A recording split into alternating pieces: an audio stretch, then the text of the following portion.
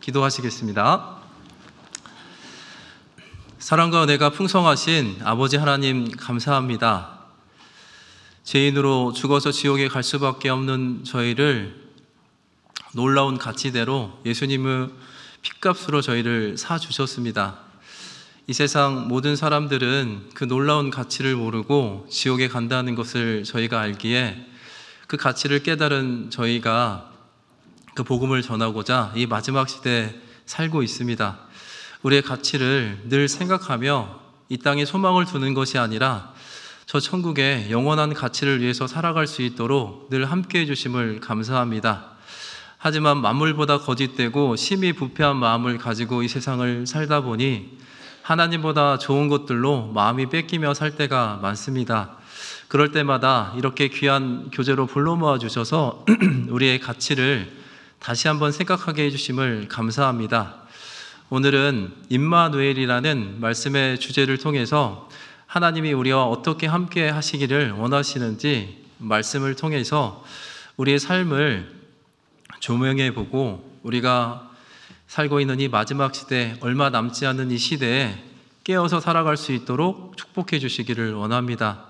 저희와 동일하게 복음을 가지고 있는 해외에서 복음을 전하시는 선교사님과 그 일행 그리고 가족들 하나님께서 축복해 주시고 함께 해 주셔서 땅끝까지 복음이 전하는데 또 저희 대국교회가 또 귀하게 사용받을 수 있는 그런 교회가 될 수 있도록 도와주시옵소서. 시작하려 합니다. 마치는 시간까지 하나님의 은혜와 사랑만 넘치기를 바라며 예수님 이름으로 기도드립니다. 아멘. 네, 시작 말씀은 신명기 11장입니다. 신명기 11장입니다. 8절부터인데요. 신명기 11장 8절부터 12절까지 내용입니다. 제가 8절부터 천천히 읽어보도록 하겠습니다. 신명기 11장 8절부터입니다. 그러므로 너희는 내가 오늘날 너희에게 명하는 모든 명령을 지키라. 그리하면 너희가 강성할 것이요 너희가 건너가서 얻을 땅에 들어가서 그것을 얻을 것이며 또 여호와께서 너희의 열조에게 맹세하사 그와 그 후손에게 주리라고 하신 땅 곧 젖과 꿀이 흐르는 땅에서 너희의 날이 장구하리라.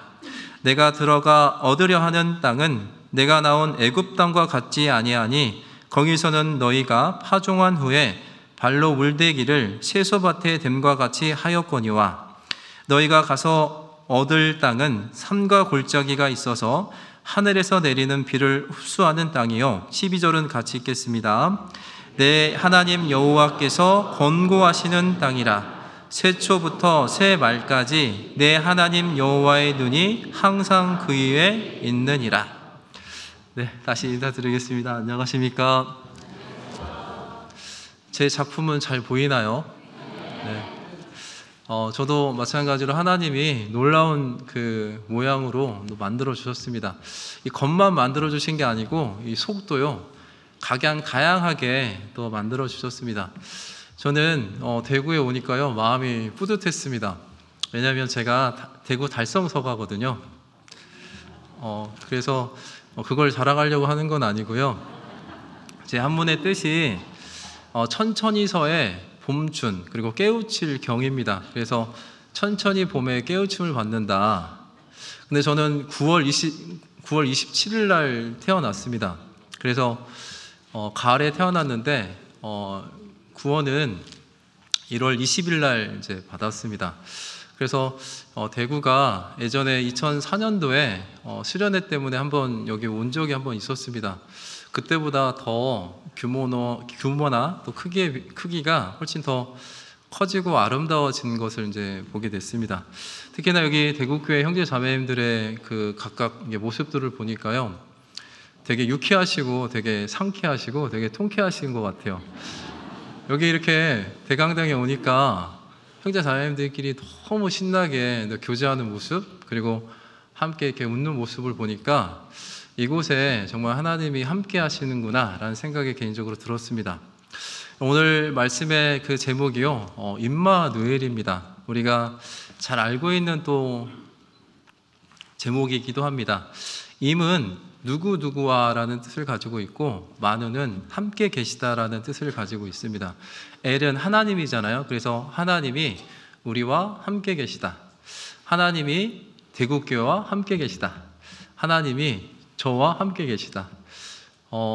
제가 위에는 웃고 있지만 발은 지금 떨고 있습니다.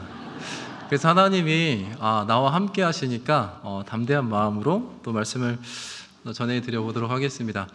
서두에 모나리자를 잠깐 말씀드렸는데요. 또 비운의 작품이 하나 있습니다.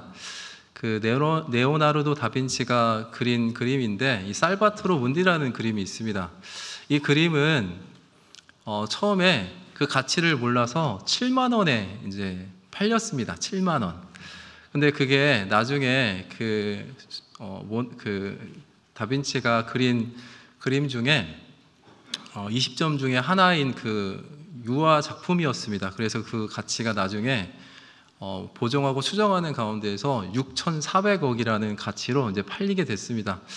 저희도 처음에 정말 보잘것없는 우리의 가치를 우리가 이 세상에서 이렇게 알고 있다가 이 성경을 통해서 놀라운 가치라는 것을 우리가 발견하는 가운데서요, 우리가 지금 현재 그런 존귀한 대접을 받고 계십니다.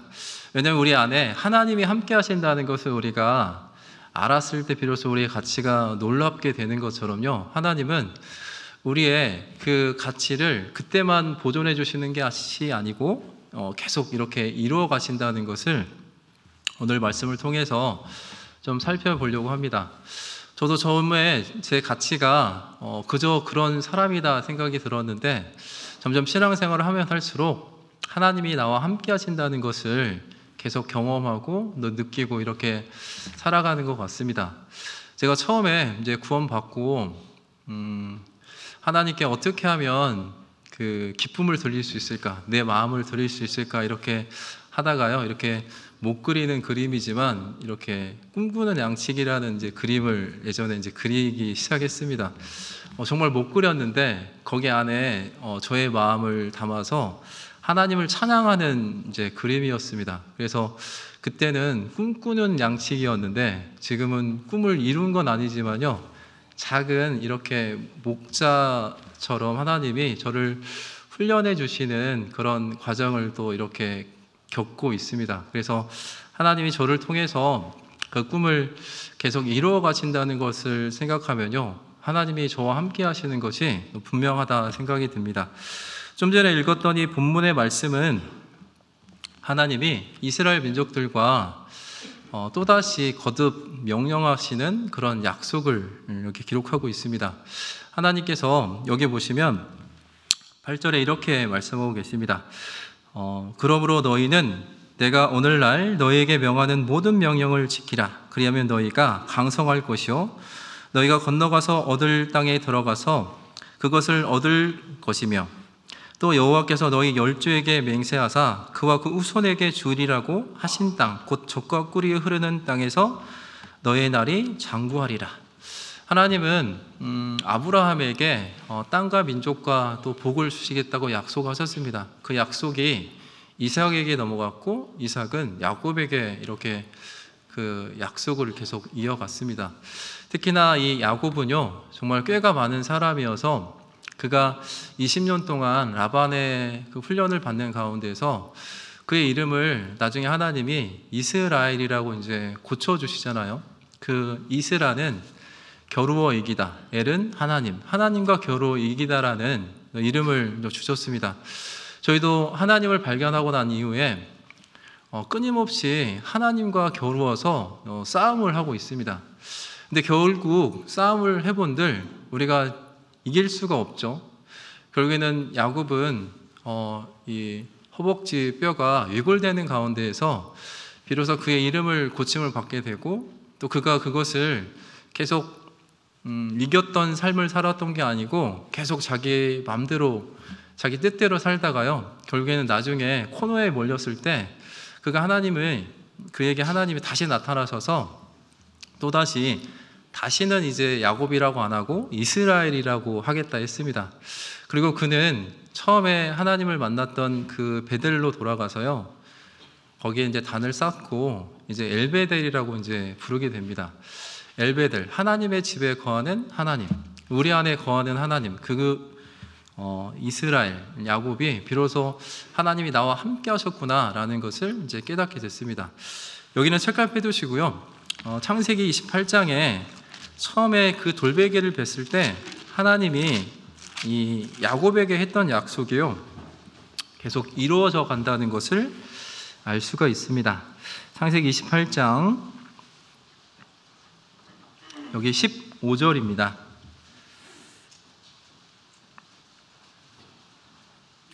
15절, 28장 15절입니다. 같이 한번 읽어보도록 하겠습니다. 내가 너와 함께 있어 내가 어디로 가든지 너를 지키며 너를 이끌어 이 땅으로 돌아오게 할지라. 내가 내게 허락한 것을 다 이루기까지 너를 떠나지 아니하리라 하신지라. 저는 그 광주에서 이제 구원을 받고요, 익산으로 20년 동안 처음에는 2, 3년 정도 이제 2학년 복학하려고 익산을 갔다가요, 거기 20년 동안 붙들려 있었습니다. 그래서 거기에서 언제나 광주에 갈까 이렇게 하나님께 항상 기도하는 가운데서요, 20년 만에 광주에서 불러주셔서 광주에 이렇게 다시 오게 됐습니다. 그러는 과정 중에서 제가 광주에서 익산을 이렇게 갈 때 이 말씀이 저에게 딱 이렇게 들어오게 됐습니다. 내가 너와 함께 있어 내가 어디로 가든지 너를 지키며 너를 이끌어 이 땅으로 돌아오게 할지라. 그래서 하나님이 나와 함께 하시고 분명히 나를 다시 돌아오게 할 거라는 것을 제가 믿고 있었습니다. 그래서 야곱도 마찬가지로 돌아올 때 4명의 아내로부터 12명의 자녀를 얻은 것처럼요, 저도 익산에서 1명의 아내를 얻어서 3명의 자녀를 이렇게 데리고 광주에 오게 됐습니다. 그러면서 하나님이 나와 함께 하신다는 것을 그때도 이제 경험을 했습니다. 그러면서 그때는 저의 꾀도 많았고요, 저의 생각도 많아서 그 익산에서 좀 되게 많은 어려움들이 있었습니다. 제 위에 형님들은 신앙생활을 다 너무 잘하시는 분들이셨어요. 그래서 한 발짝 따라가면 벌써 3발짝 앞에 가 있고, 또 3발짝 따라가면 10발짝 앞에 가 있고, 그래서 항상 가랭이가 찢어질 정도로 이렇게 20년 동안 이렇게 훈련을 받았던 것 같습니다. 그러는 가운데에서 느꼈던 것은 여기 뒤로 넘어가서요, 여기 35장으로 가보겠습니다. 35장.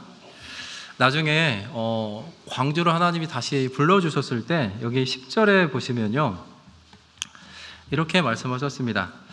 그에게 이르시되 내 이름이 야곱이다마는 내 이름을 다시는 야곱이라 부르지 않겠고 이스라엘이 내 이름이 되리라 하시고, 그가 그 이름을 이스라엘이라 부르시고 그에게 이르시되 나는 전능한 하나님이라. 생육하고 번성하라. 국민과 많은 국민이 내게서 나고 왕들이 내 허리에서 나오리라. 내가 아브라함과 이삭에게 준 땅을 내게 주고 내 후손에게도 그 땅을 주리라 하시고, 이렇게 아브라함에게 했던 약속이 이삭에게 가고 이삭에게 했던 약속이 이 야곱 이스라엘에게까지 이제 가게 됩니다. 그리고 그의 삶이 그 이후부터는요, 하나님을 겨루 이기는 삶이 아니고 하나님이 친히 다스리는 삶으로 이제 되어갑니다. 왜냐하면 라헬이 죽었을 때요, 그거와 상관없이 그는 하나님의 주신 길을 갔습니다. 하나님께 마음을 계속 드리면서 갔다는 걸 알 수가 있습니다. 나중에 그가 정말 사랑했던 요셉도 어디서 죽었는지도 모르게 죽음을 당했다는 소식을 들었을 때도요, 야곱은, 그 이스라엘은 끊임없이 하나님을 의지하고 하나님이 친히 다스리는 사람으로 살아갔습니다.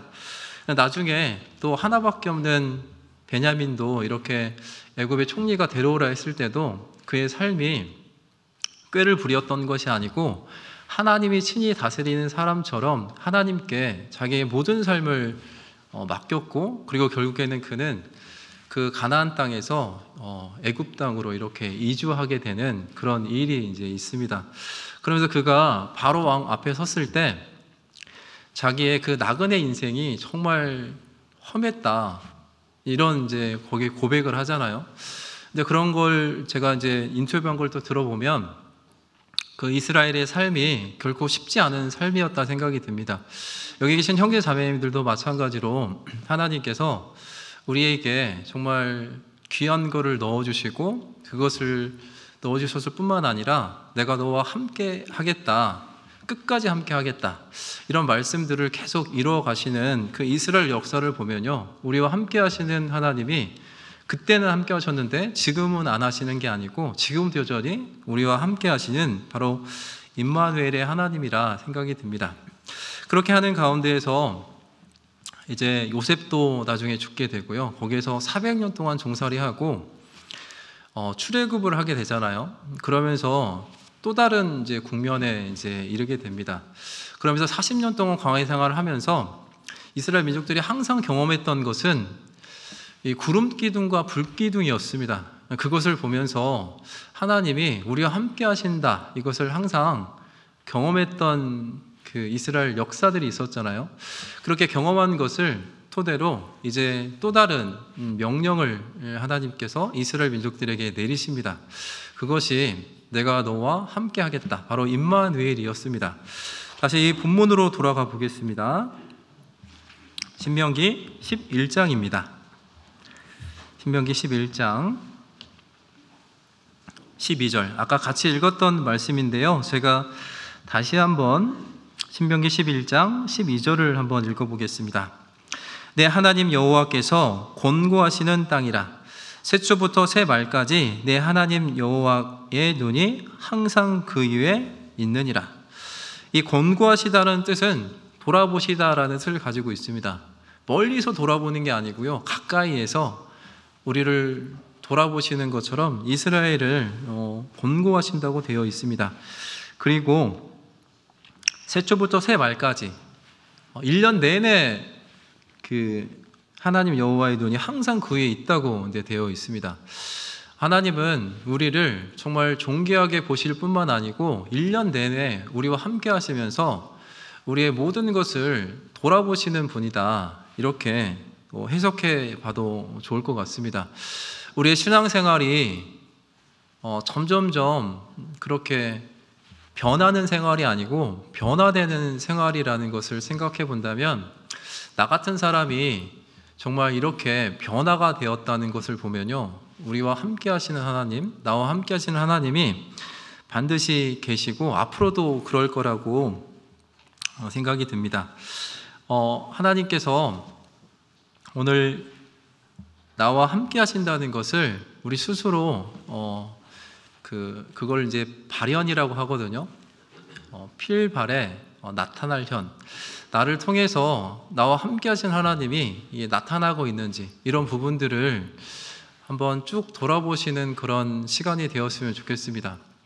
내가 구원받은 시점부터 지금까지 나와 함께 하시는 하나님을 내가 어느 부분에서 항상 발견하였는지, 이런 부분들을 좀 생각해 보시고, 하나님은 여전히 어떤 계획을 가지고 있냐면, 이스라엘, 그러니까 야곱하고 함께 했던 하나님이 그걸 통해서 하나님이 그 이스라엘과 함께 하신다는 것을 나타내려는 그런 계획처럼요, 우리와도 동일하게 함께 하신다는 것을 나타내고자 하십니다. 좀 시간이 지나서 여기 사사기 6장으로 한번 가보겠습니다. 사사기 6장. 여기 보면 또 다른 인물이 등장하게 되는데요, 6장입니다. 사사기 6장 1절을 제가 읽어보도록 하겠습니다. 사사기 6장 1절입니다. 이스라엘 자손이 또 여호와의 목전에 악을 행하였으므로 여호와께서 7년 동안 그들을 미디안의 손에 붙이시니. 이스라엘 자손들은 그렇게 새로운 거듭 명령하는 그 말씀을 통해서요, 이 가나안 땅에 이제 들어가게 됩니다.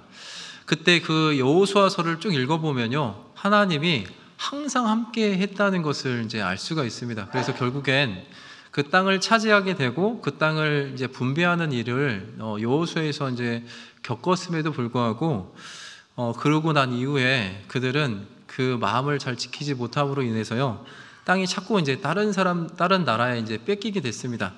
그럴 때 하나님께서 그 부르짖는 소리를 이제 들으셨고 한 사람을 부르셨습니다. 그 사람이 우리가 알고 있는 기드온이잖아요. 여기 6장 12절을 보시겠습니다. 6장 12절. 그래서 여호와의 사자가 나타나서 이렇게 말을 합니다. 제가 읽어보겠습니다. 여호와의 사자가 기드온에게 나타나 이르되 큰 용사여 여호와께서 너와 함께 계시도다. 이 기드온은 이해가 안 됐습니다. 왜냐하면 7년 동안 미디안 손에 고통을 당한 것뿐만 아니고요, 그들이 농사 짓는 것, 그리고 육축들이 그때마다 다 빼앗겨서요, 정말 힘들고 어려운 삶을 7년 동안이나 살았습니다. 그런데도 불구하고 여호와의 사자가 나타나서 기드온에게 뭐라 했냐면 큰 용사여 여호와께서 너와 함께 계시도다. 작은 용사도 아니고요, 큰 용사, 그러면서 너와 함께 계시다.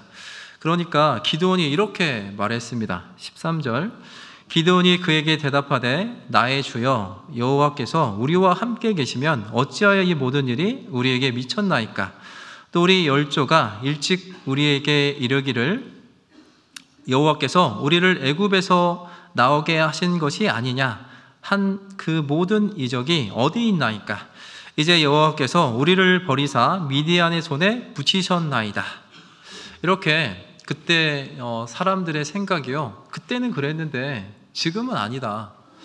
우리의 그 삶도 보면요, 구원받고 정말 가족 전도를 열심히 할 때는 그때는 하나님이 함께 하셨는데 지금은 아니다. 이렇게 기도원과 같은 또 생각을 가지고 계신 형제 자매님들도 혹 계신다는 생각이 듭니다. 그럼에도 불구하고 하나님은 뭐라 하셨냐면요, 14절에 여호와께서 그를 돌아보아 가라사대 너는 이 내 힘을 의지하고 가서 이스라엘을 미디안의 손에서 구원하라. 내가 너를 보낸 것이 아니냐. 이렇게 그를 돌아보았다고 되어 있습니다. 권고했다고 되어 있죠. 하나님은 우리를 끊임없이 돌아보신다는 것을 계속 보여주시면서요, 이 기드온에게 똑같이 이제 이야기하셨습니다. 내 힘을 의지하고 가라고 했습니다. 자신의 힘이 아니라 하나님의 힘을 의지하고 가라고 되어 있죠. 그런데도 불구하고 15절에 보면요, 이렇게 또 얘기합니다. 기드온이 그에게 대답하되 주여 내가 무엇으로 이스라엘을 구원하리이까. 보소서 나의 집은 므낫세 중에 극히 약하고 나는 내 아비 집에서 제일 작은 자니이다. 계속 자기 자신을 이제 보게 된 겁니다. 그 안에 있는 하나님의 명령과 그 하나님이 함께 하신다는 것을 보지 못하고요, 자기 자신을 계속 보고 있습니다. 우리의 존재 가치가 놀라울 정도로 크다는 것, 이것을 계속 생각한다면 우리의 존재 가치를 누가 증명해 주셨냐면 하나님이 증명해 주셨잖아요. 그렇기 때문에 우리 안에 하나님이 계신다는 것을 우리가 잊게 되면 우리가 정말 작은 자가 되고 우리에게 아무런 소망이 없을 건데, 우리는 여전히 우리 안에 우리를 정말 사랑하시는 그분이 나와 함께 하신다는 것을 우리가 아신다면요, 아마 오늘 그 말씀 전에 그렇게 유쾌하고 상쾌하고 통쾌한 그런 삶을 사시는 것이 그 안에 주님이 계시니까 그런 기쁘게 그렇게 보내시는 거 맞으시죠? 네, 그렇게 생각이 듭니다. 그래서 하나님이 또 뭐라 하셨냐면 16절에요. 여호와께서 그에게 이르시되 내가 반드시 너와 함께하리니 내가 미디안 사람 치기를 한 사람을 치듯 하리라. 내가 반드시 함께하겠다. 한 사람을 치듯이 미디안 사람을 치겠다 했습니다. 그래서 결국엔 나중에 기드온은 300명의 용사를 데리고요, 미디안의 숫자가요 셀 수도 없었습니다. 왜냐하면 약대가 모레알보다 더 많았다고 이제 그 눈으로 봤을 때 이제 그랬거든요. 그래서 엄청난 그 대군을 300명으로 이렇게 무찌르는 그런 놀라운 일이 기드온에게만 있었던 게 아니고 우리 각자에게도 분명히 있습니다. 그렇기 때문에 지금은 비록 나와 함께하지 않는 것처럼 생각이 들지만 절대 그렇지 않다는 것. 그래서 우리가 하고 있는 가족 전도나 친구의 전도, 주변의 사람들의 전도를 포기하지 않으셨으면 좋겠습니다. 이제부터 다시 시작하면 하나님께서 반드시 또 승리의 또 그런 축복을 맛보게 해주실 겁니다. 제가 어제 밤에 한 9시 한 40분에 여기 도착해가지고요, 한 10시쯤 이제 왔습니다. 늦게 온 이유가 그 승리에 또 간증을 드려야 되니까요. 저희 그 장모님은 전도를 되게 잘하십니다. 무턱대고 전도법 혹시 아십니까? 무턱대고 전도하셔요. 그래서 많은 가족들이 또 어머니를 통해서 이제 구원을 이제 받으셨습니다. 그 중에 물론 이제 저희 그 큰 처형이 이제 복음의 시작이었고, 그리고 복음을 전해서 이제 저희 어머니가 이제 구원을 받으셨는데, 어머님이요, 이름이 이제 이복순입니다. 얼마나 복을 많이 받으려면 이복순이었을까요? 그래서 그 어머님이 주변에 이제 그 친가 이제 처가 이제 가족들이 이제 있잖아요. 그래서 전도하는 방법은 짐을 일단 쌉니다. 일주일 동안 짐을 싸요. 오라고 하지도 않았는데 짐을 싸가지고 집에 갑니다. 그래서 거기서 말씀을 들을 때까지 안 갑니다. 그러니까 말씀을 안 들을 수가 없죠.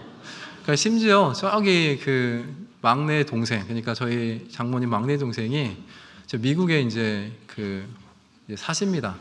그래서 그 막내 동생을 전도해야 되는데 미국에 갈 수는 없고, 그래서 생명의 빛을 계속 보내는 가운데서 우연히 그 교회 형제님 중에 그 막내 이모님이 스시집을 하시는데 거기에 생명의 빛을 보게 됐습니다. 그래서 전도가 이루어져 가지고요, 구원을 받고 그 스트리트 교회에서 어머니 회장까지 할 정도로 신앙생활을 잘 하시다가 지금은 이제 시카고로 가셨거든요. 그렇게 이제 전도를 했을 뿐만 아니고요, 가장 그 기도 제목 중에 하나가 이제 큰 아들이었습니다. 큰 아들이 올해 이제 58세이거든요.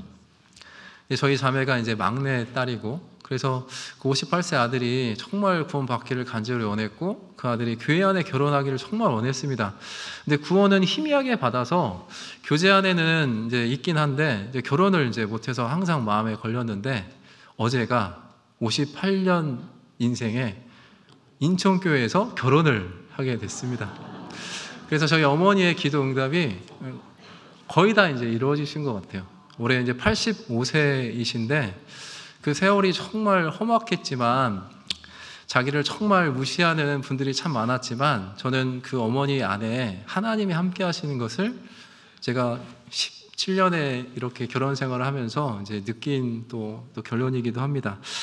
어쨌든 기도원과 함께 하셨던 하나님, 또 저희 장모님과 함께 하셨던 하나님, 또 우리와 함께 하시는 그 하나님을 저희가 지금 항상 모시고 있다는 것, 우리 안에 계시며 우리 안에 사신다는 것, 이것을 늘 잊지 않는다면 이 기도원처럼 정말 승리하는 그런 삶이 되실 거라고 생각이 듭니다. 다시 본문으로 돌아가 보겠습니다.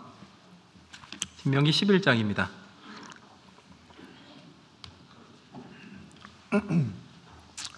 신명기 11장 8절입니다.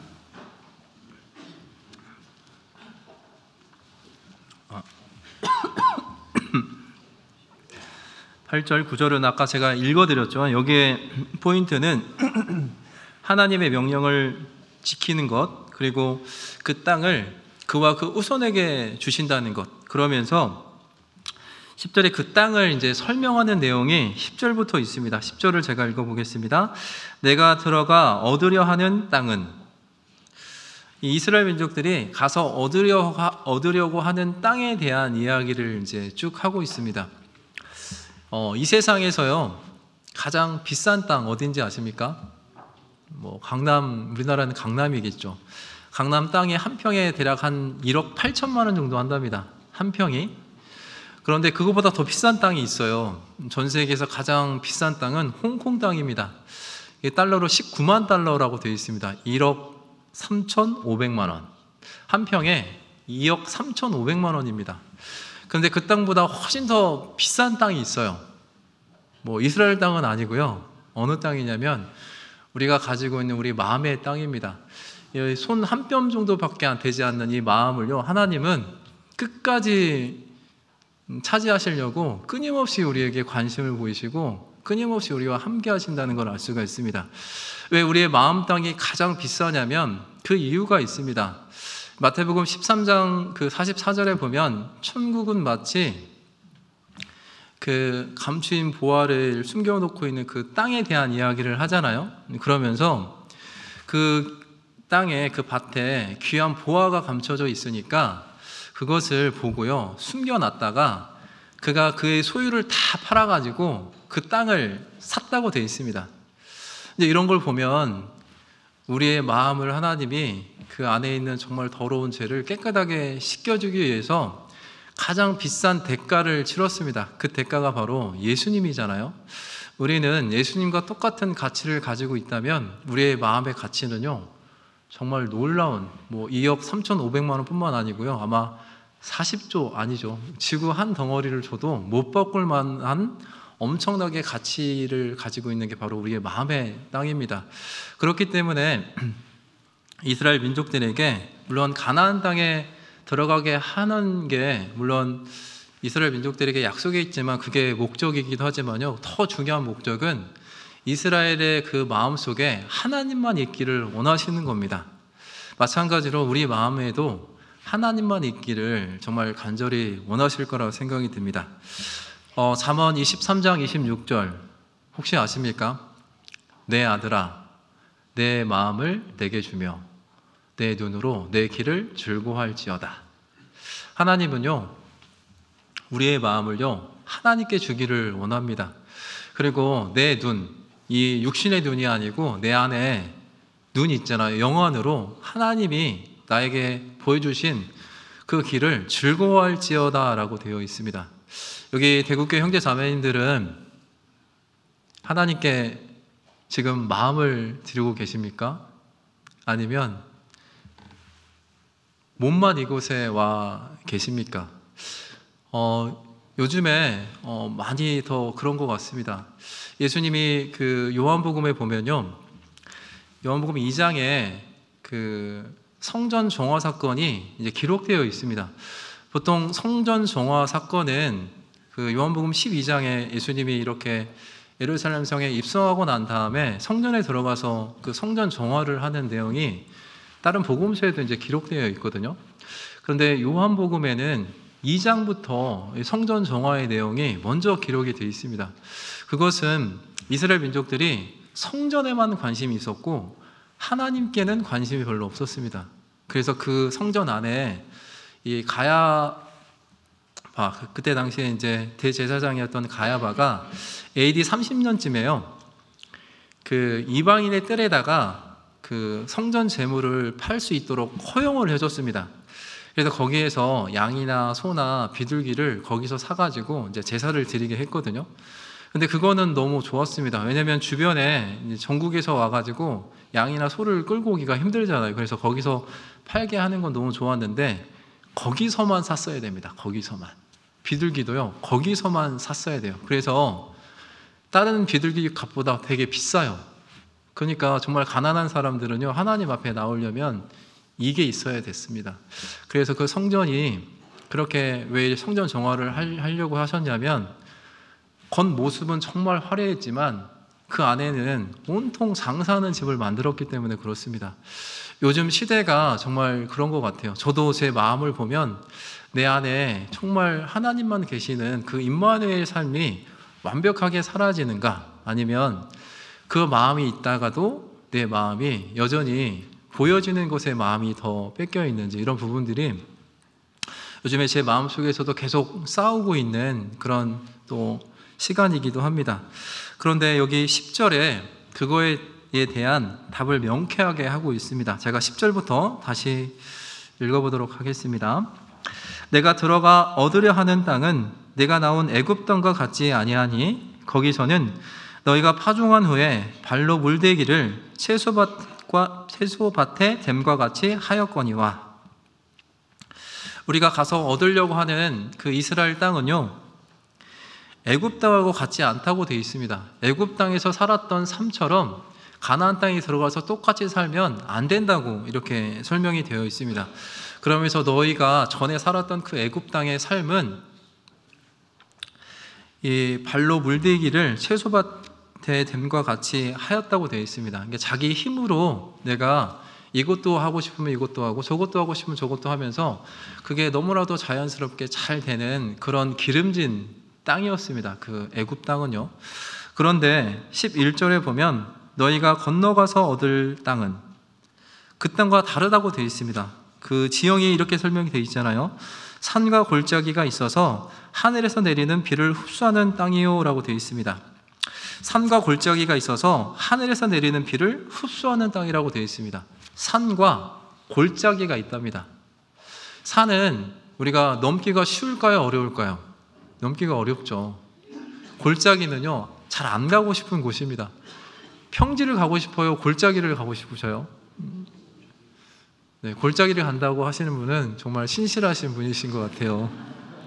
아마 그렇게 되기를 원합니다. 이 말씀이 누가복음 3장을 한번 보겠습니다. 누가복음 3장. 이 산과 골짜기를 갈 때 이렇게 가면 좋을 것 같아서 소개를 한번 해드려 보겠습니다.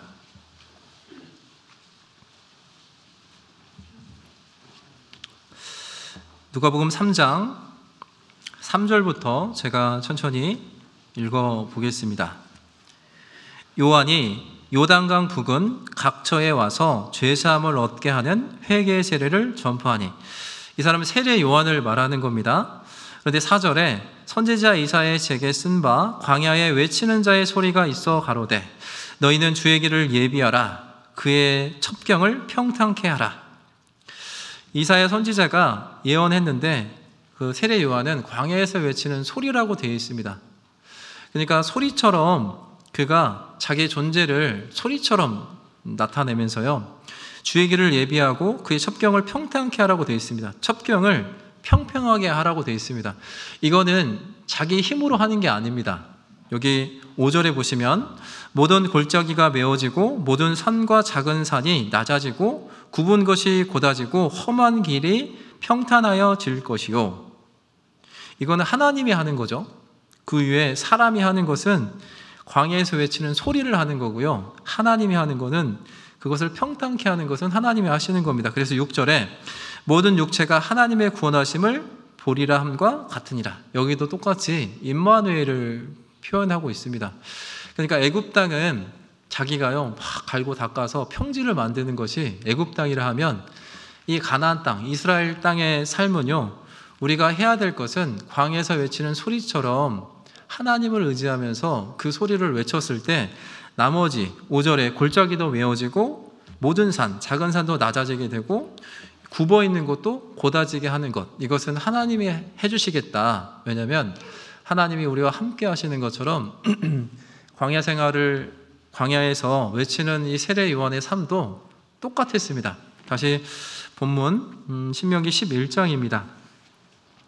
그래서 이스라엘 민족들에게 이렇게 하나님이 함께 하시고 싶었기 때문에 애굽 땅의 삶처럼 사는 게 아니라 이제 땅을 가서 살려면 이렇게 하라 하셨잖아요. 11절 너희가 건너가서 얻을 땅은 산과 골짜기가 있어서 하늘에서 내리는 비를 흡수하는 땅이요.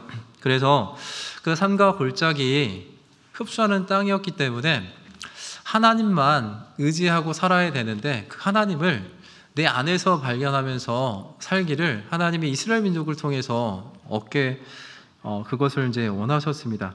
그러면서 그들에게 약속하신 것이 12절입니다. 내 하나님 여호와께서 권고하시는 땅이라, 새초부터 새 말까지 내 하나님 여호와의 눈이 항상 그 위에 있느니라.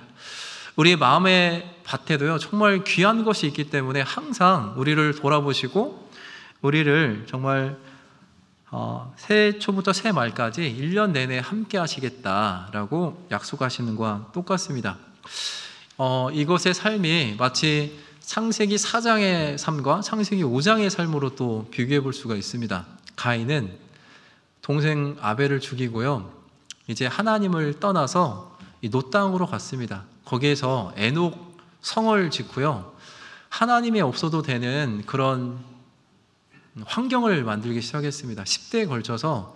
그래서 하나님을 의지하지 않고 어떻게 하면 살아볼 수 있을까, 온갖 것들을 다 만들었잖아요. 근데 창세기 5장에는요 이 아담에게 아벨을 죽은 대신 이제 셋을 주셨고 그 셋의 계보가 창세기 5장에 쭉 기록되어 있습니다. 그래서 끝에 보면 노아라는 사람이 500세 되던 그 후에요. 셈과 함과 야벳을 낳았다고 이제 기록이 되어 있습니다. 그래서 이 4장의 삶과 5장의 삶이 마치 애굽 땅의 삶과 또 가나안 땅의 삶으로 이렇게 비교해 볼 수가 있습니다. 저희도 마찬가지로 우리가 구원받기 전과 구원받고 난 이후의 삶이 그전엔 애굽 땅의 삶처럼 우리가 노력하고 수고해서 얻었다면 이제는 이 가나안 땅의 삶 그리고 이제 구원받고 난 이후의 삶은 여전히 우리가 우리의 본성에 이끌려서 사는 것이 아니라 하나님을 의지하는 그 안에 나와 함께 하시는 그분께 부탁하는 그런 삶이 돼야 되기 때문에 우리가 여전히 내 마음속에요 불안하고 초조한 그런 마음들이 있잖아요. 그런 마음들을 하나님께 하나하나 계속 맡겨보는 그런 시간이 되면 좋겠습니다. 하늘에서 하나님이 축복도 내려주시고 또 행복도 내려주십니다. 그런데 그런 것만 내려오면 참 좋은데 어떨 때는요 고난도 오고요 불행도 오고요 어려움도 막 내려옵니다. 그거는 마치 하나님이 안 주신 것처럼 느껴지지만 그것도 마찬가지로 하나님이 우리에게 주셨다는 것을 생각한다면 그 고난과 어려움과 슬픔이 나에게 정말 기쁨이 될 거라는 소망을 가지고 지내본다면 분명히 우리와 함께 하신 하나님이 그것을 이렇게 역전시켜 주실 겁니다. 다시 여기 신명기 11장 그래서 여기 이렇게 말씀하셨잖아요. 여기 13절부터 보면요 제가 읽어보겠습니다. 내가 오늘날 너희에게 명하는 나의 명령을 너희가 만일 청종하고 너희의 하나님 여호와를 사랑하여 마음을 다하고 성품을 다하여 섬기면, 이렇게 하나님이 그렇게 너와 함께 하시겠다고 약속하시고 난 다음에요 하나님의 명령 이것을 어떻게 하라고 되어 있냐면 청종하라고 되어 있습니다. 청은 들을 청이고 종은요 좇을 종입니다. 청종, 들어서 쫓는다라는 뜻을 가지고 있습니다. 그렇기 때문에 하나님이 우리에게 끊임없이 들을 수 있는 귀를 주셨고 좇을 수 있는 또 건강과 여러 가지 환경을 이제 허락해 주셨습니다. 그런데 그것이 듣고 쫓아야 되는데 그것이 잘 안 들리기도 하고요 잘 안 쫓아지기도 합니다. 제가 최근에 저희 막내가 이제 초등학교 이제 5학년에 올라갔습니다. 근데 저희 막내가 고민하는 게 있어요. 어떤 걸 고민하냐면 목욕탕에 가면 왜 내 몸은 안 뜨냐, 이렇게 누워가지고 제발 내 몸을 뜨게 해달라고 이렇게 항상 합니다. 그래서 제가 그 등을 이렇게 받쳐가지고요 야, 너 뜰 수 있어, 이제 힘을 좀 빼면 좋겠어. 그래서 힘을 빼라고 하면 여전히 물속으로 들어갑니다. 그래서 야, 좀 힘을 빼, 물을 의지했으면 좋겠어. 물을 의지하고 아빠 말을 의뢰해봐. 그래서 몸에 힘을 탁 빼가지고 무리를 탁 뜰 수 있다고 해도요 아직까지 물에 꼬르륵 가라앉고 있습니다. 그래서 이런 것처럼 분명히 저희 아들이 들었잖아요. 그것을 쫓으면 되는데 이게 생각처럼 쉽지가 않은 것 같습니다. 그런데 이렇게 대화를 해보면 구원을 아는 것 같긴 한데 그들의 그 막내의 삶이 아직까지는 듣기는 하지만 청종, 쫓을 종, 여기까지는 되지 않는 거라 생각이 듭니다. 그런데 여기서 청종하고라고 되어 있고요. 그리고 너희의 하나님 여호와를 사랑하여, 청종이 돼야 그 다음에 이제 여호와를 사랑할 수가 있게 되는 거고, 사랑하여 마음을 다하고 성품을 다하여 섬기면, 그래야 이제 마음이 다해지고 그리고 성품이 이렇게 다해서 섬길 수 있게 된답니다.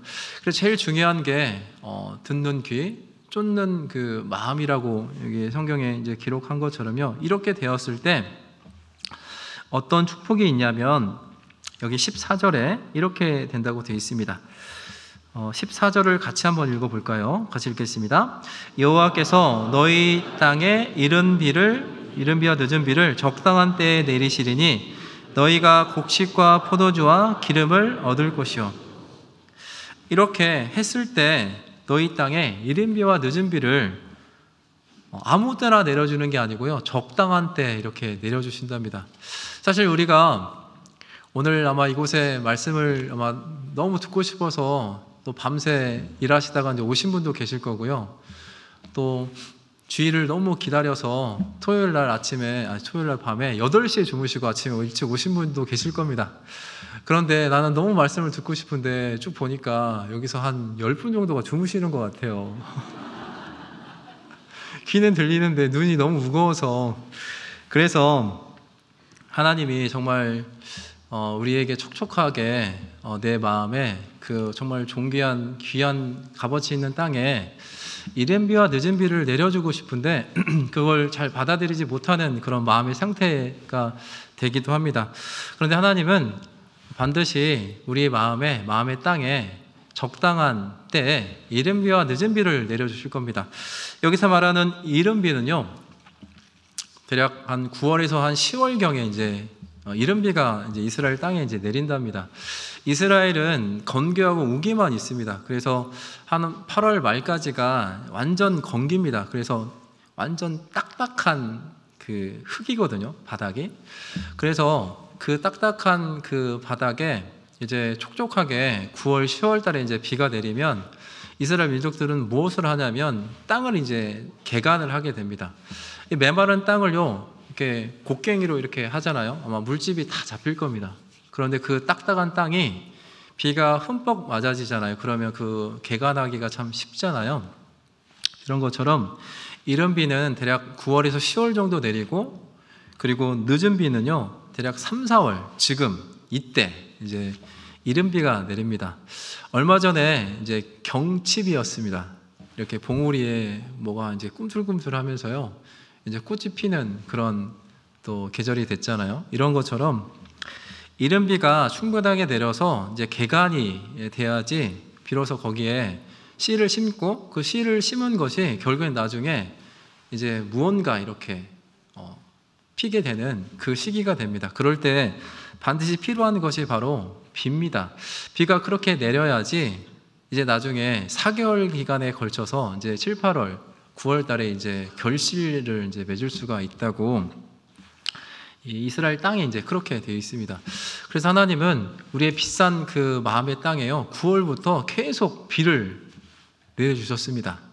그래서 그 비를 계속 흠뻑 맞는 가운데에서 가장 많은 비가 내렸던 것이 12월 말부터 1월 달, 그 동계수련회 때 엄청나게 많은 그 촉촉한 성령의 비를 맞으셨죠. 그 비를 맞았으면 가만히 있는 것이 아니고 들었잖아요. 그러면 좇아야 되죠. 그래서 그거에 가장 비싼 마음의 땅을 계속 개간하셨어야 됩니다. 그랬을 때 하나님이 우리 각자에게 씨를 뿌려주셨고, 그 씨가 이제 싹이 나서 이제 열매를 맺을 수 있는, 꽃을 필 수 있는 준비를 이제 하는 그 계절이 이제 되었습니다. 그렇기 때문에 특히나 3, 4월에 가장 많이 조시는 것 같아요. 그래서 3, 4월에 마귀가 가장 많이 역사를 많이 하는 것 같습니다. 왜냐하면 꽃이 안 펴야 되거든요. 꽃이 안 펴야 7, 8월에 학예수양일 때 열매가 안 맺히거든요. 그래서 지금 꽃을 빨리 피우지 않으면 7, 8월에요, 뭐 아까 여기 교회 소식지에 1000명 막 이렇게 구호도 막 외치셨는데, 그 1000명이 되려면 지금부터 꽃을 피셔야 됩니다. 그러려면 성령의 비를 우리가 흠뻑 맞을 수 있게끔 하나님 저에게 적당한 때 비를 내려주세요, 이런 마음이 있으셔야 되겠죠. 그래서 그렇게 하나님이 너희 땅에 이른 비와 늦은 비를 적당한 때에 내리신다. 이 이른 비와 늦은 비가 적당하게 내리려면 교회의 청종이 되어야 되고, 하나님을 사랑하는 마음으로 회복되어야 되며, 마음을 하나님께 다 드려야 되면서 너의 성품이 하나님을 섬기는 마음, 이런 마음이 되어야 된다고 기록되어 있습니다. 여기 전도서 5장을 한번 찾아보겠습니다. 전도서 5장. 이렇게 말씀드렸는데 아직도 듣긴 하는데 청종이 안 되시는 분, 종이 안 되시는 분이 되실까 봐서요. 여기 전도서 5장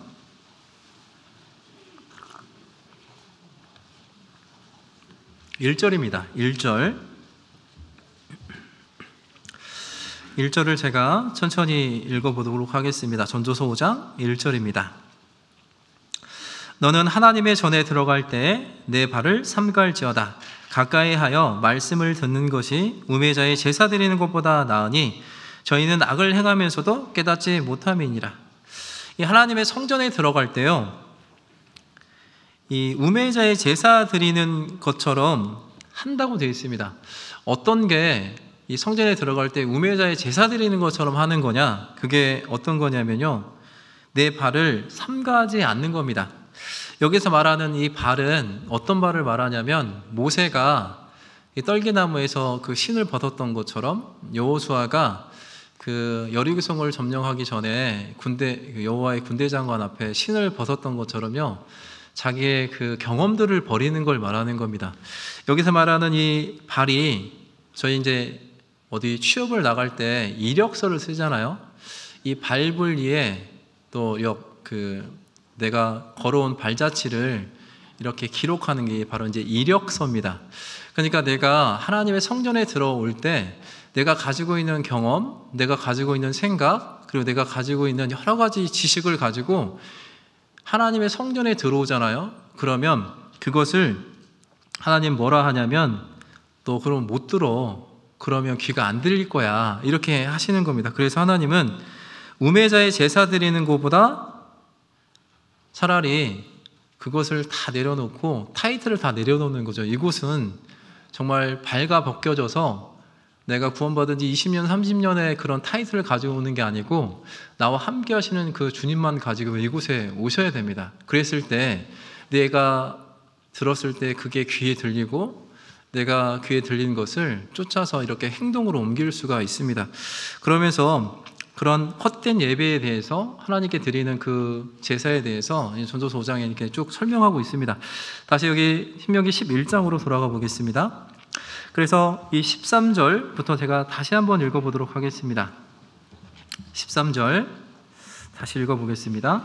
내가 오늘날 너희에게 명하는 나의 명령을 너희가 만일 청종하고 너희 하나님 여호와를 사랑하여 마음을 다하고 성품을 다하여 섬기면 여호와께서 너희 땅에 이른 비와 늦은 비를 적정한 때에 내리시리니 너희가 곡식과 포도주와 기름을 얻을 것이요 또 육축을 위하여 들에 풀이 나게 하시리니 내가 먹고 배부를 것이라. 이렇게 하나님이 알아서 다 해주시겠다라고 되어 있습니다. 우리가 해야 될 거는 하나님을 경외하는 삶, 이것만 된다면 나머지는 하나님이 다 책임져 주시겠다. 이스라엘 민족들에게만 약속하신 게 아니고 저희에게도 그렇게 약속하셨다는 것을 저희가 오늘만 듣는 게 아니고 계속 들어오고 있었습니다. 그래서 이것을 정말 내 자신을 좀 돌아보고, 그리고 내가 정말 이렇게 하나님이 나에게 많은 것들을 주고 지금 충분하게 내가 배부른 삶을 살고 있다면, 영적으로 배부른 삶이요, 이걸 살고 있다면 너무너무나도 잘하고 있는 거라 생각이 듭니다. 이스라엘 땅은 이렇게 지중해가 있으면요, 이 셰펠라라는 평지가 있고 이렇게 점점 가파른 이 산이 있습니다.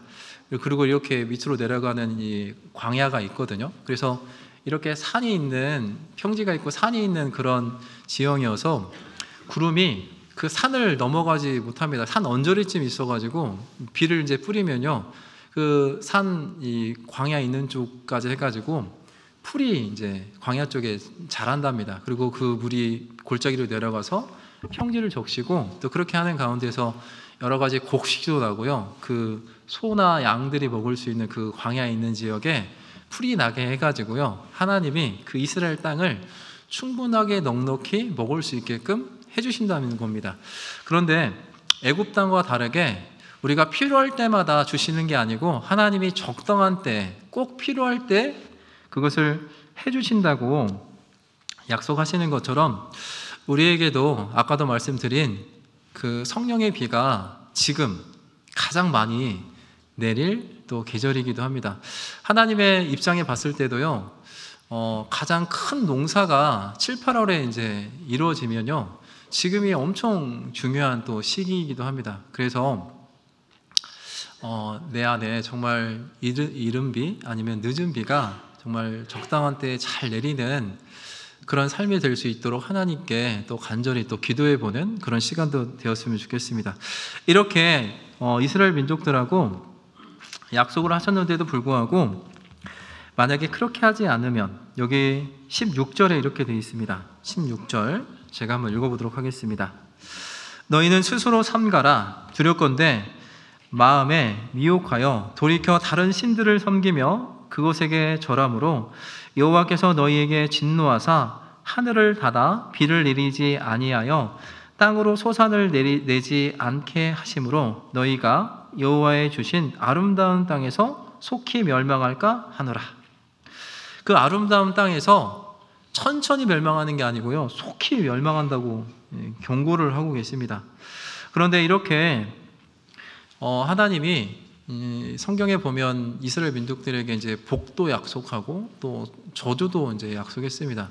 말씀을 들으면 잘 순종하면 이제 복을 주시고 불순종하면 저주를 내린다는 그 약속은 저희가 너무나도 많이 들어서 압니다. 그런데 보면요, 길이가 달라요. 길이가.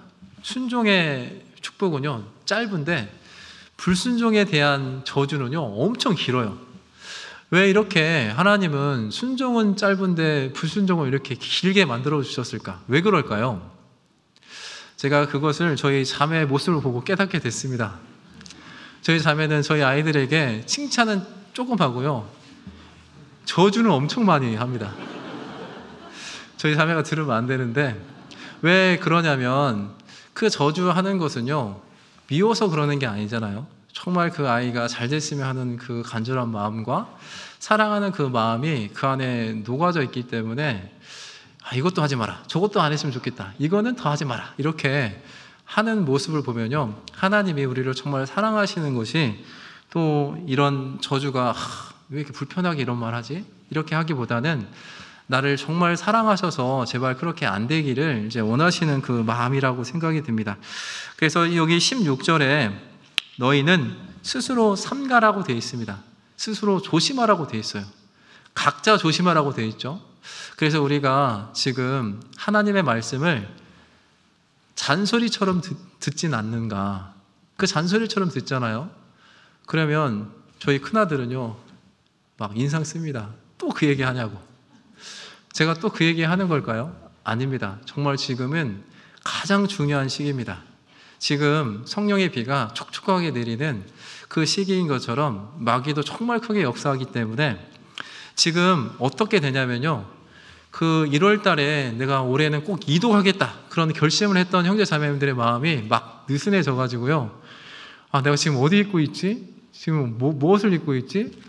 막 지금 막 헤매고 계실 겁니다. 지금 막 민숙이 막 신명이 가면서 도대체 이게 막 뭔 내용인지도 모르고 막 꾸벅꾸벅 졸면서 그렇게 말씀을 지금 마귀가 역사하고 있다는 걸 생각한다면 정신을 정말 바짝 차리고 스스로 삼가하는 게 정말 중요합니다. 왜냐하면 지금쯤 우리의 마음에 미혹을 받을 수 있는 많은 이제 상황이 생깁니다. 여기 이제 대학생 형제 자매님들도 계실 건데 3월이 되면 막 설레이죠. 이제 곧 있으면 막 벚꽃이 핍니다. 막 캠퍼스 커플이 막 늘어나기 시작하고 있잖아요. 그러면 내 마음이 막 흔들리게 될 겁니다. 그뿐만 아니고 또 3월은 무언가 새로운 시작이 있어서 막 설레이는 기간이기도 합니다. 막 그때 되면 막 사업 설명회가 막 있어가지고요, 봉사 형제님들은 내가 이번에 한 끼에 이만큼을 벌어야겠다, 이런 한 끼는 아니겠지만요, 그런 또 마음을 또 갖게 될 겁니다. 어쨌든 그런 부풀어진 마음 가운데에서 하나님도 역사하지만 마귀도 그렇게 역사하기 때문에 스스로 삼가는 게 정말 필요하고, 마음의 미혹을 받지 않아서 예전에 애굽 땅의 삶처럼 되고 있는지 이런 부분들을 경고하시고 있습니다. 또 여기 보면 다른 신들을 섬기며라고 되어 있잖아요. 요즘에 신이 또 바뀌게 됐습니다. 요즘에 아이들의 마음속에 신이 뭐였냐면요, 유튜브입니다. 유튜브. 근데 요즘에 그 유튜브에서 넷플릭스나요 또 다른 것들로 자꾸 마음이 뺏겨가고 있습니다. 예전만 해도 쇼츠 가지고 막 거기에 이제 충동 막 되거든요. 충동. 이 충이 찌를 충이더라고요. 동이 행동할 동이에요. 찔러서 계속 행동하는 그런 곳에 계속 두니까 그 쇼츠에서 이제 어디로 가냐면요, 넷플릭스 가잖아요. 헤어나지를 못해요. 막 시리즈로 막 나오잖아요. 시리즈로.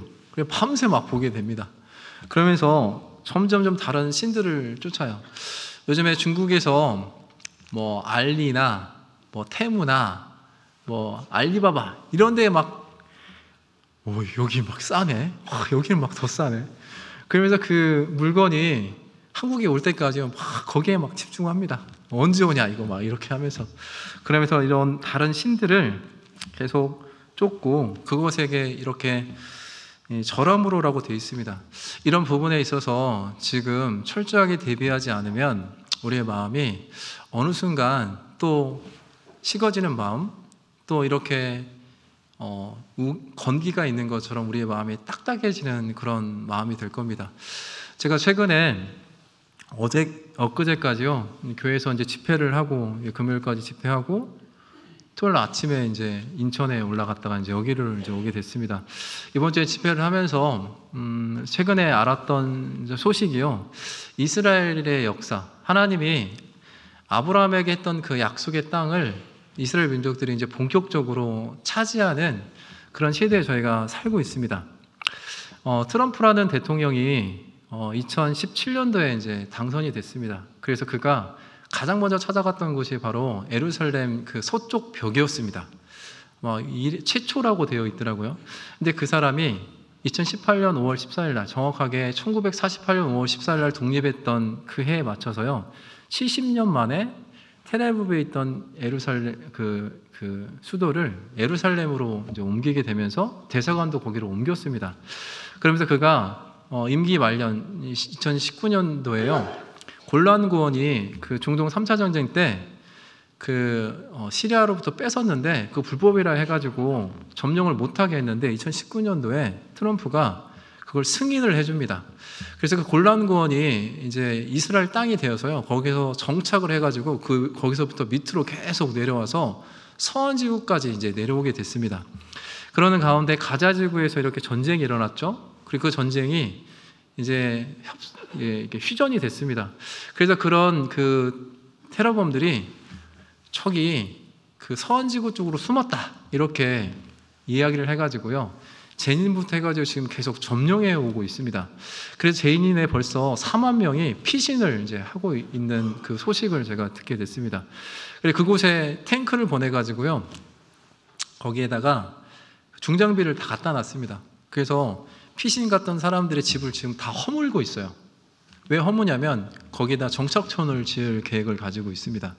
그렇게 하면서 그 팔레스타인 사람들을 요르단이나 이집트에서 받으라고 계속 압박을 하고 있는데, 미국이 원조를 요르단하고 이렇게 이집트에 해주고 있기 때문에 안 받을 수가 없습니다. 그래서 일본도 지금 그 팔레스타인 사람들을 받으려고 계획을 하고 있고, 우리나라에게도 그런 요청을 하고 있습니다. 그런 것뿐만 아니고 그 미국 국방부 장관 최근에 인터뷰한 걸 제가 봤는데, 그 사람이 뭐라 하냐면 내가 세 가지의 어떤 기적을 봤다. 첫 번째가 1948년 5월 14일 날 이스라엘이 독립하는 그런 기적을 봤고, 두 번째 2018년 5월 14일 날 70년 만에 예루살렘을 수도로 인정해주는 그런 기적을 봤다. 이 세 번째 기적, 이제 그 예루살렘에 제3성전이 지어지는 기적을 내가 목격할 거다, 이런 인터뷰를 했습니다. 그래서 아마 트럼프가 그렇게 될지 안 될지는 뭐 아직 정해진 건 아니겠지만요, 트럼프가 임기가 끝나는 해가 80주년입니다. 80주년. 그래서 정말 삼성전이 그 예루살렘에 정말 지어질 수 있는 어떤 승인을 하든 어떤 계획을 분명히 하겠다. 제가 어떤 음모론을 지금 얘기하는 게 아닙니다. 그래서 그런 걸 보면 하나님이 이스라엘에게 했던 약속을 끝까지 지키시는 그런 모습을 보면요, 우리가 지금 우리의 마음을 흐트러 놓고 경계를 풀고 사는 것이 아니라 정말 스스로 삼가하는 가운데에서 내 마음을 어떻게 지킬 수 있는지, 이런 부분들을 정말 생각해 보시면 좋겠습니다. 그러면서 내 마음에 혹시 미혹되어 있는지, 예전의 삶과 다른 삶으로 하나님이 나와 여전히 함께 하시는데 진짜 나와 함께 하실까? 이런 흐릿한 신앙생활이 혹시 되고 있지는 않는지 이런 부분들을 또 생각해 보시면 좋겠습니다. 과거에는요, 물론 저도 과거 사람은 아니지만 이렇게 모임을 가면 형제 자매님들의 그런 승리의 간증들이 참 많았습니다. 정말 힘들고 어렵게 사는 가운데에서 이렇게 교회 건축하는 데 수고하시고 또 복음을 전하는데 자기 물질을 아낌없이 드리는 그런 형제 자매님들 모습을 너무 많이 보게 됐습니다. 그래서 그런 모습으로 교회에서 정해준 자매와 이렇게 결혼할 수 있는 믿음도 생겼고, 하나님이 우리 가정과도 함께 해주셨다는 것도 이제 경험하게 됩니다. 근데 요즘에 보면요, 그렇게 정말 힘있게 간증하셨던, 지금은 집사님도 되셨고 지금은 봉사회장님도 되셨고 지금은 교회 안에 많은 역할을 하고 있는 정말 믿음의 형제 자매님들이 노후를 걱정합니다. 물론 노후를 걱정 안 할 수는 없죠. 그래서 이것도 준비하고 저것도 준비하다 보니까 예전에 정말 열심히 살았던 간증을 할 수가 없어요. 그때의 삶이 지금은 다르거든요. 지금은 살 수 있는 집도 있고요, 좋은 차도 있고요, 내가 이제 정년했기 때문에 매달 나에게 나오는 물질도 있으니까 마음이 너무 좋습니다. 그러다 보니까 하나님을 의지하기보다는 다른 것들로 마음을 점점 뺏겨가는 그런 모습들을 요즘에 심심치 않게 이제 보게 됩니다. 그런 모습들을 저도 보지만요, 이제 청년들 세대들도 이제 쭉 보면서 그 청년 세대들이 우리가 그 대학 생활을 했던 세대하고 너무나도 이제 다른 모습을 이제 보게 됩니다. 아까 말씀드렸던 겉모습은요, 너무나도 열심히 살아요. 근데 결정적인 게 뭐냐면 청년 집회를 하잖아요. 구원받는 사람이 없어요. 데리고 오긴 하는데 일주일 내도록 데려오지는 못하고요, 하루 아니면 이틀, 띄엄띄엄 하루 이렇게 데리고 오시는 그런 모습을 보면 정말 이 마음을 온전하게 제대로 지키지 못하고 있는 우리의 어떤 저의 모습을 또 보게 되는 것 같아서 또 안타까운 그런 생각도 들게 됩니다. 어쨌든 그렇게 섬겼기 때문에, 만약에 그렇게 섬기면 17절에 이렇게 말씀하고 있습니다. 제가 계속 읽어보도록 하겠습니다. 여호와께서 너희에게 진노하사 하늘을 닫아 비를 내리지 아니하여 땅으로 소산을 내지 않게 하심으로 너희가 여호와의 주신 아름다운 땅에서 속이 멸망할까 하노라. 하나님이요, 하늘에서 문을 닫는답니다. 하늘 문을 닫아서 비를 안 내려주신대요. 그러니까 언젠가부터 나에게 촉촉했던 내 마음이요, 부들부들해져서 형제님 이것 좀 부탁드릴게요. 그러면 그렇다고 막 이것뿐만 아니고 더 즐겨내는 마음이 있었는데 어느 순간부터 내 마음이 딱딱해지고 나에게 교회에서 부탁하면 부담스러워하게 되고, 그러면서 점점점 내 마음이 식어지는 가장 중요한 이유가 하늘의 문이 닫혀서요, 비가 내리지 않는답니다. 성경에는 비는 은혜를 이제 뜻한다고 되어 있습니다. 우리 안에 은혜가 점점점 사라지는 시대에 살고 있습니다. 형제 자매님들은 예수님에 대해서 얼마나 알고 계십니까? 제가 A4 용지 한 장씩 나눠드리면서 예수님에 대해서 한번 써보세요. 그러면 얼마나 쓸쓸 수 있습니까? 나의 죄를 영원히 용서해 주신 예수님 감사합니다. 피로 내 죄를 다 용서해 주셨어요. 그 이상 쓸 말이 있으십니까? 그래서 우리가 구원을 받을 때 가장 먼저 읽어보라 하는 책이 있습니다.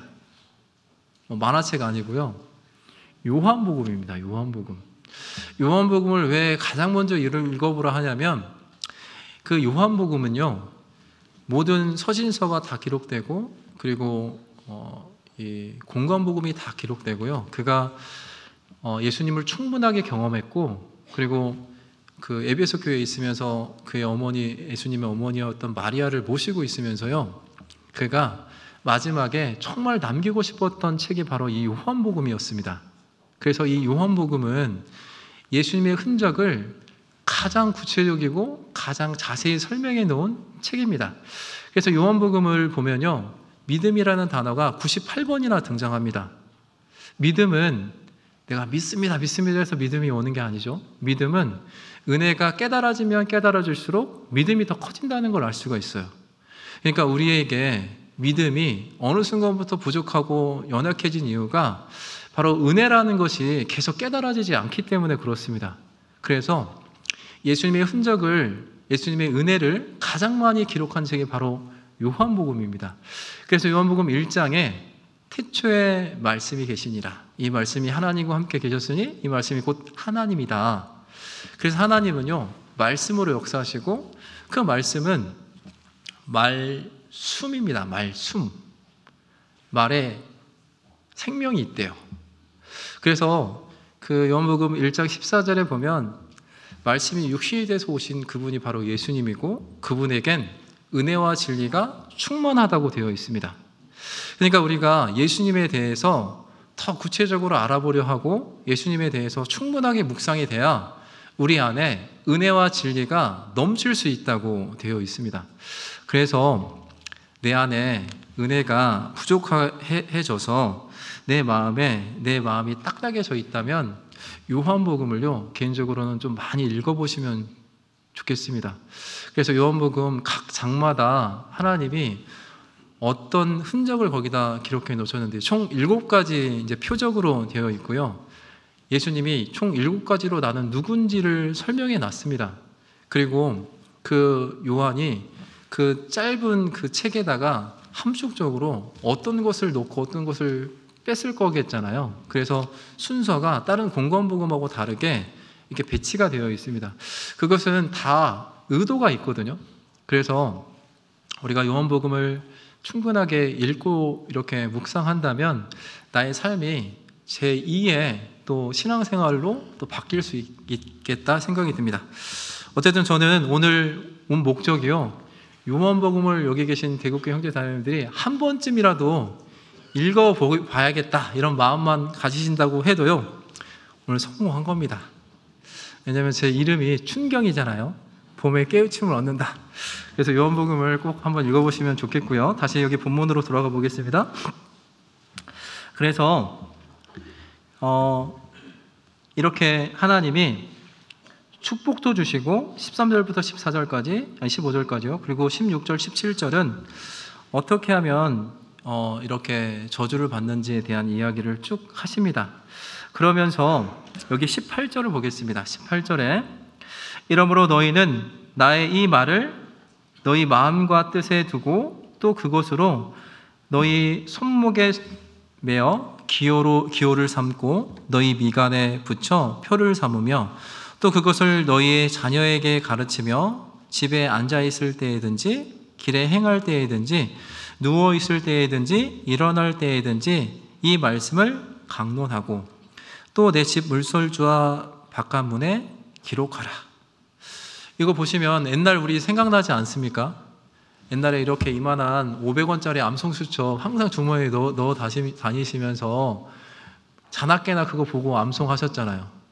이제 저는 그랬기 때문에 우리의 마음이 항상 식어지지 않고 뜨거울 수 있었다는 생각이 듭니다. 예전에 말씀을 들으실 때 테이프로 늘어질 때까지 2-3번은 들으셨잖아요. 요즘에 대강당에 있는 주일 말씀을요, 1번 이상 듣지는 않습니다. 저보다 훌륭하신 목사님들이 훨씬 더 많기 때문에 유튜브에 찾으면요, 온갖 말씀을 많이 들으실 수 있잖아요. 그렇다 보니까 그것을 마음에 뜻에 둘 수가 없습니다. 그리고 그것을 손목에나 기호로 삼아서 미간에 붙이질 못해요.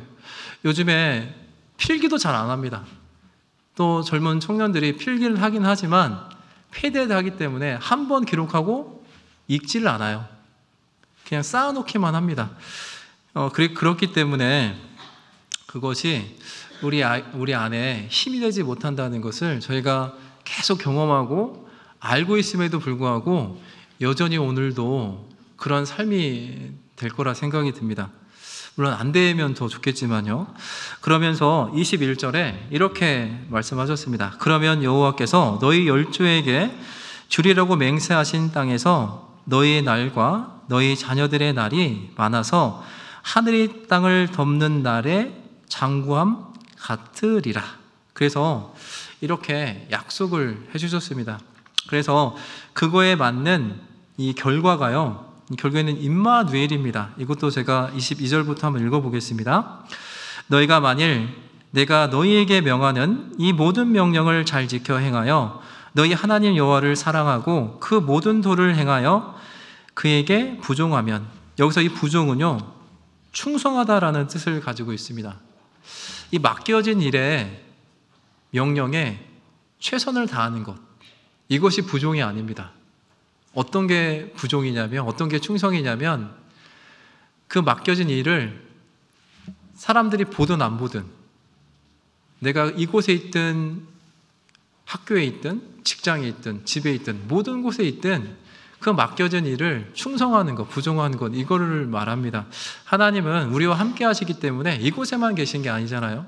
그래서 그것을 이제 말씀하시는 겁니다. 그렇게 부종하면 23절, 여호와께서 그 모든 나라 백성을 너희 앞에서 다 쫓아내실 것이라. 너희가 너희보다 강대한 나라들을 얻을 것인즉 너희의 발바닥으로 밟는 곳은 다 너희 소유가 되리니 너희의 경계는 곧 광야에서부터 레바논까지와 유브라데 하수라. 그 하는 하수에서 서해까지라. 이렇게 더 구체적인 세세한 약속까지 이제 해주고 계십니다. 여기 25절은 같이 한번 읽어보도록 하겠습니다. 너희 하나님 여호와께서 너희에게 말씀하신 대로 너희 밟는 모든 땅 사람들로 너희를 두려워하고 무서워하게 하시리니 너희를 능히 당할 사람이 없으리라. 우리가 지금까지 이렇게 우리의 마음의 땅을 잘 지키고 개간하고 그것에 열매를 계속 맺히고 있는 삶을 살았다면요, 지금 우리 주변에 우리를 당할 자가 없을 거라고 생각이 됩니다. 저는 이 대구교회가 그렇게 살고 계시기 때문에 정말 이렇게 점점 확장되고 커지고, 아마 대구 광역시에 대구교회를 정말 두려워하는 그런 세력들이 정말 많다고 생각이 듭니다. 그래서 우리의 정말 가치의 소중함, 그것을 우리가 생각한다면 가장 중요한 내 마음에 정말 보물이 있잖아요. 이 질그릇 안에 귀한 보배가 있는 것처럼 우리가 이 세상에 초점을 두지 말고 내 마음에 초점을 두고 내 마음을 간절히 원하는 하나님께 초점을 두는 것, 이것이 하나님이 야곱에게 원했던 거고, 그 야곱이 결국엔 이스라엘이 되어서 그 이스라엘로 끝이 아니라 하나님은 그 이스라엘과 함께 임마누엘 하기를 원하셨습니다. 우리에게도 마찬가지로 하나님이 임마누엘 하기를 원하십니다. 하나님이 우리와 함께 계시다. 하나님이 대국교회와 함께 계시다. 하나님이 나와 함께 계시다. 기도하고 마치겠습니다. 하나님 감사합니다. 오늘 임마누엘 하나님을 통해서 이스라엘 민족들과 끝까지 함께 하시는 그 모습을 통해서요, 하나님께서 우리에게 약속을 해주셨습니다. 우리와 끝까지 함께 하시겠다. 예수님도 승천하실 때 내가 세상 끝날까지 너희와 함께 하신다는 그 약속의 말씀에 우리와 함께 하시는 주님을 늘 의지하는 가운데에서 이 마지막 시대를 살아가는데 부족하지 않도록 늘 은혜를 더해 주시기를 원합니다. 대국교회 형제 자매님들이 대집회를 주일 말씀을 마치고 요한복음 1장부터 21장까지 꼭 읽을 수 있는 그런 마음을 주시기를 하나님께 간절히 기도드리며 예수님 이름으로 기도합니다. 아멘.